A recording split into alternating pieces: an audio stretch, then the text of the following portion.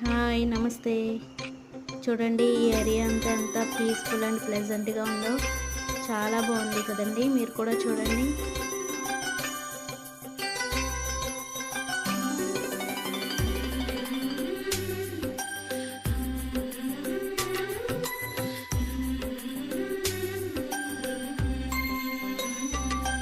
యమునా తీరం సంధ్యారాగం